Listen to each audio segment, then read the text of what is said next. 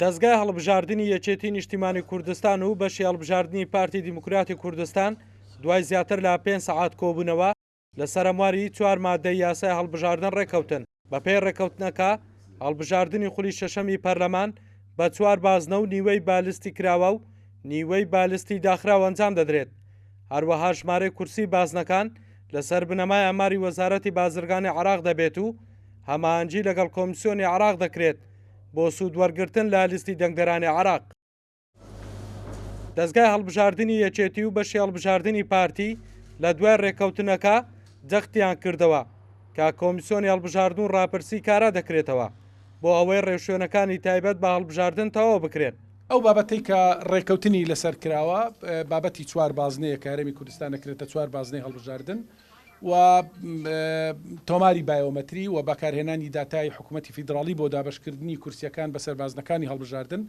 بابەتی کورسی کۆتاکان هەردوو لامان هاوڕاین کە یەکێک لەلایەنە درەوشاوەکانی حکومڕانی لە هەرێمی کوردستان زامنکردنی مافی پێکاتەکانە و 11 کورسی پێکاتەکان مافی خۆیانە زامن کراوە، بەڵام تێڕوانینی جیاواز هەیە لەلایەنمان نایشارینەوە لەسەر شێوازی دابشکردنیان بەسەر بازنەکاندا لەسەر کورسی پێکاتەکان بیر و بۆچینی جیاوازمان هەیە بۆ کۆبوونەی ئایندە بێگومانەچینە وردەکاری و کۆبوونەوە لەگەڵ پێکاتەکان و هێزە سیاسیەکانی تر و ڕاوێژ لەگەڵ هەموو. سەربارەی ڕێکەوتنەکە هێشتا پرسی کورسی کۆتاکان بە خاڵی ناکۆچی ماوەتەوە.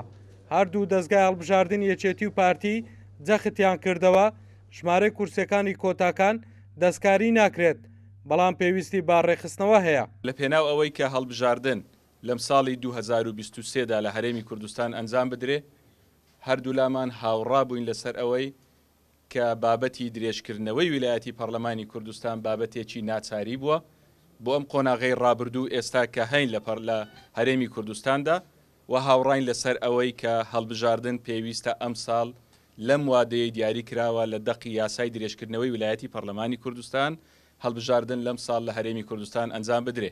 بڕیارە سەرەتا هەفتەی داهاتوو جارێکی دیکە دەستگای هەڵبژاردننی یەکێتی و بەشی هەڵبژاردننی پارتی کۆ ببنەوە. پرسی کورسی کۆتاکانیش یەکێکە لە تەوەرەکان و گفتوگۆی لەسەر دەکەن.